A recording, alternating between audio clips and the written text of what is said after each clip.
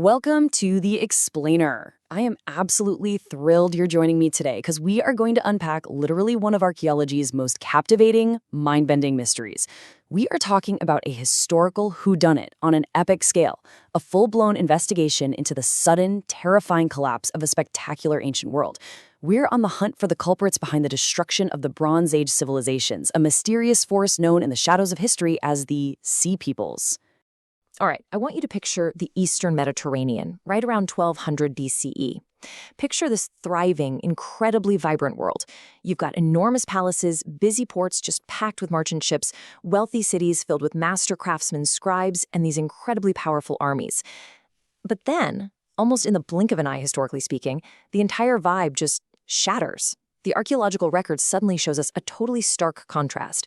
Thriving cities are suddenly transformed into burning settlements. Palaces are completely abandoned. Streets are left totally empty. All we see is broken pottery scattered across ash, terrified refugees moving desperately inland, and mysterious ships approaching the coast. Okay, let's dive right into this, because this isn't just some small, localized tragedy. It is a massive, incredibly suspenseful historical crime scene. Who exactly were these mysterious people suddenly appearing in the fragmented records of ancient Egypt? And more importantly, were they really the ones responsible for bringing down one of the greatest, most interconnected civilizations the ancient world had ever known? To solve this, we really need to understand exactly what was lost. Section 1. The Golden Era, before the collapse. Just look at this incredible roster of ancient heavy hitters. By 1200 BCE, you had ancient Egypt, the mighty Hittite Empire up in Anatolia, Mycenaean Greece, the ridiculously wealthy kingdoms of the Levant, the island of Cyprus, and the bustling commercial hub of Ugarit. And what's absolutely fascinating is that these weren't just isolated kingdoms doing their own thing. Oh no, they were deeply linked. They were connected by these vast, bustling, international trade networks stretching right across the Mediterranean. Ships were constantly moving back and forth, carrying timber, grain, luxury goods, textiles, and absolutely most importantly, metals. So the crucial point is this simple equation. Copper plus tin equals bronze. This was the Bronze Age, meaning bronze was the absolute foundation of their military power, their tools, everything.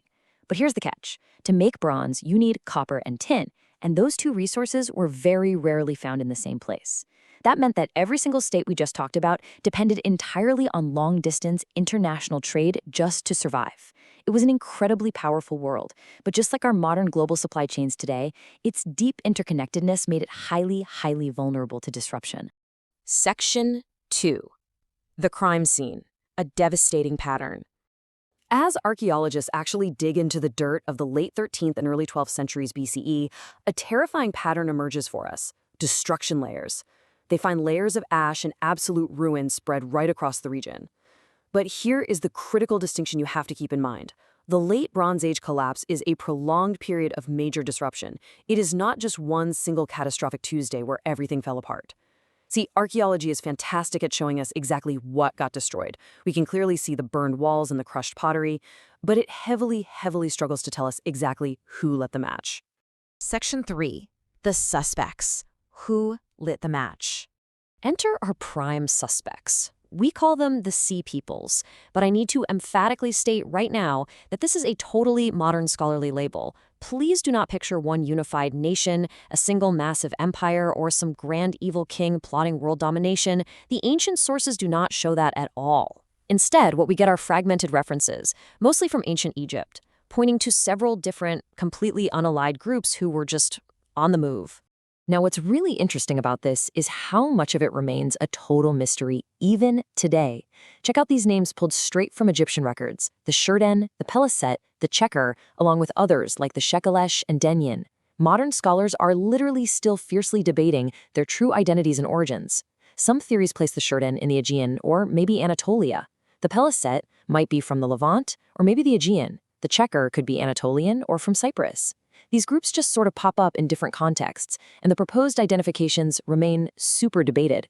We simply don't know exactly who all of them were, which just adds to the suspense. Section 4. The investigation, Egyptian records. The earliest major mentions actually come to us from Pharaoh Merneptah.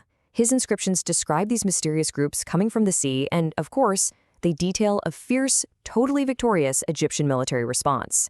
But we have to navigate a massive gap here between Egyptian royal propaganda and the very messy archaeological reality. Egyptian temple inscriptions were literally designed to celebrate the pharaoh's cosmic victories and eternal might, right?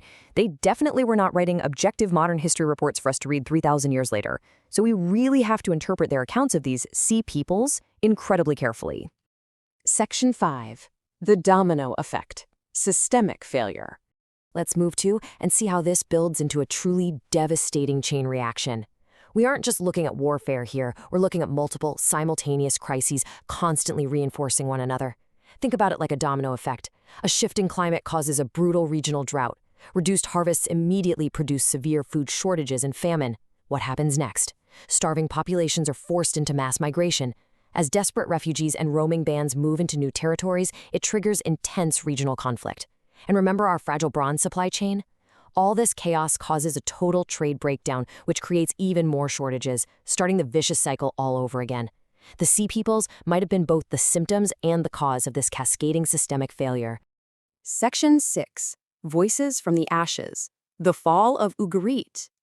Let's zoom in on the human element for a second. We are at the ancient commercial center of Ugarit, sitting right there on the Syrian coast. During the excavations of this doomed city, archaeologists found administrative records and letters perfectly preserved, baked hard as rock, by the very fires that eventually destroyed the city. Just read this summarized plea from one of the tablets. "The enemy ships have arrived. They have set fire to my cities and done evil things in my land." Wow. It is absolutely chilling. Picture scribes frantically writing these messages in the dirt, desperately calling for aid that would never come, watching unknown hostile forces threatening the coastline right before the entire city falls and is permanently abandoned. But Ugarit wasn't alone. Even the colossal Hittite Empire, a superpower previously strong enough to directly challenge Egypt, completely collapsed. Their great capital, Hattusa, was entirely abandoned to the wind. But again, archaeologists are quick to warn us. We cannot simply conclude that the Sea Peoples definitely destroyed Ugarit, or that they alone brought down the Hittites.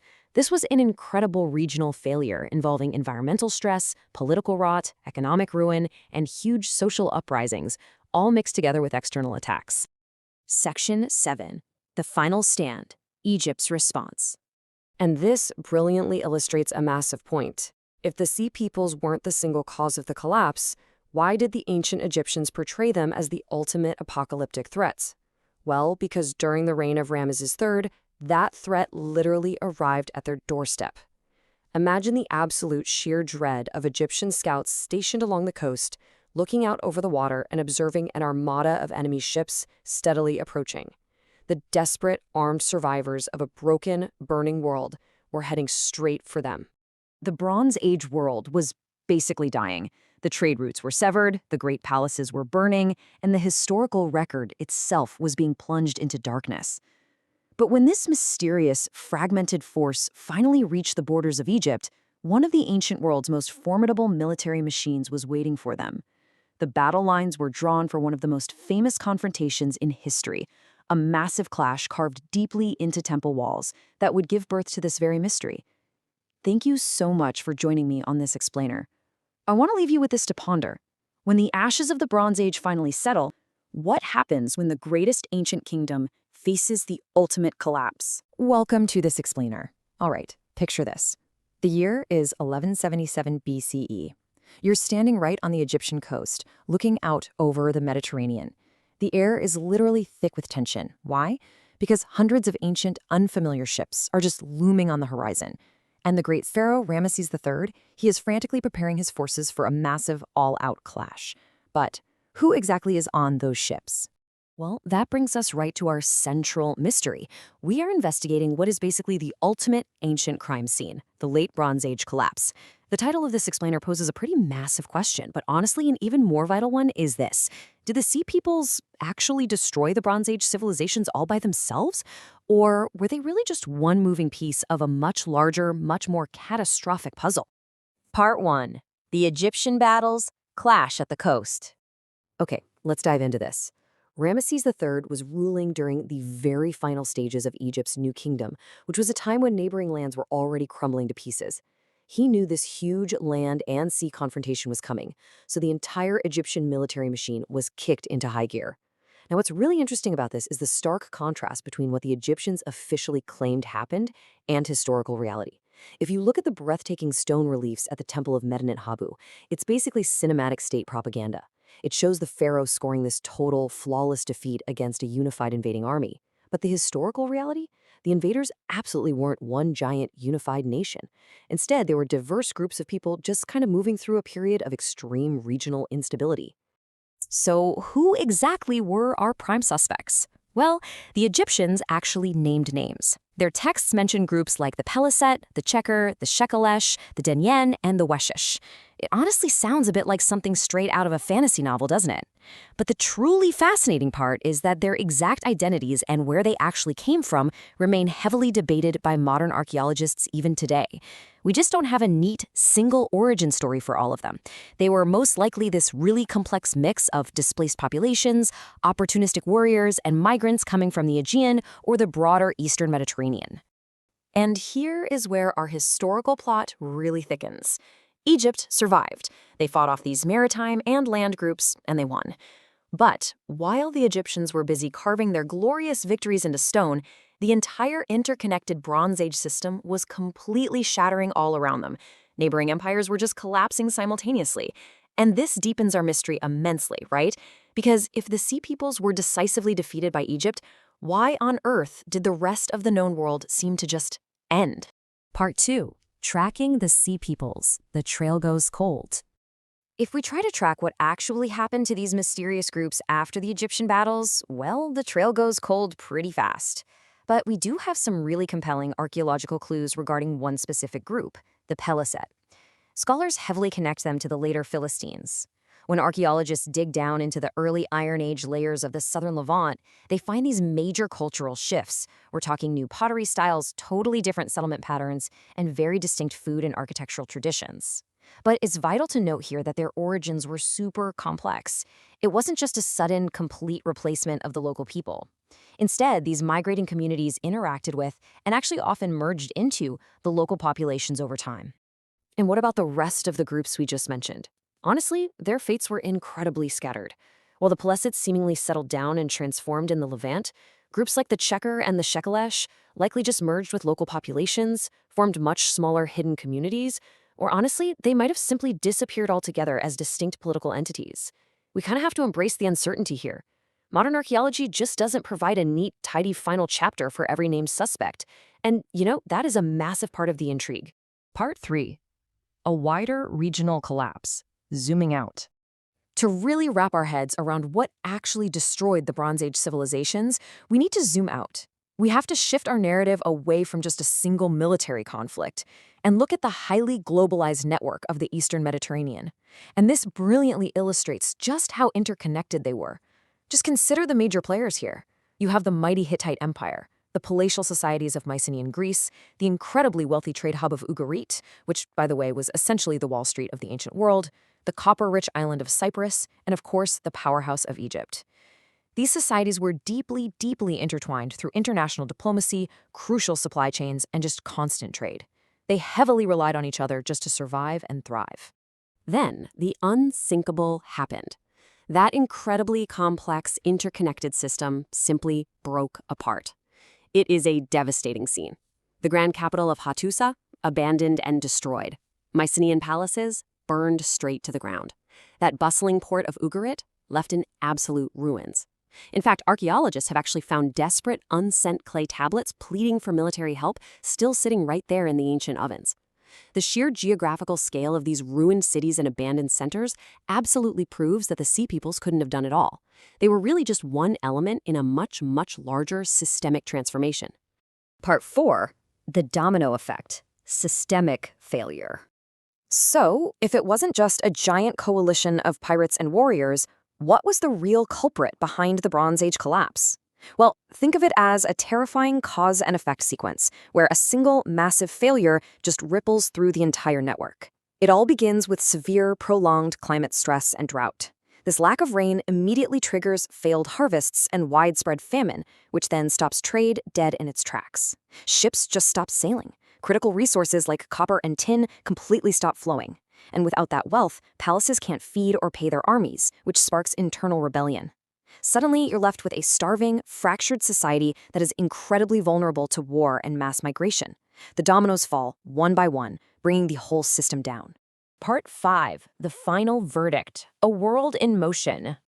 We've examined the claims, we've looked at the suspects, and we've weighed the systemic evidence. So, the crucial point is this: the final verdict is that the Bronze Age was crushed by the sheer unmanageable weight of multiple interacting crises. We're talking war, mass migration, severe environmental stress, devastating famine, widespread political instability, and complete economic disruption.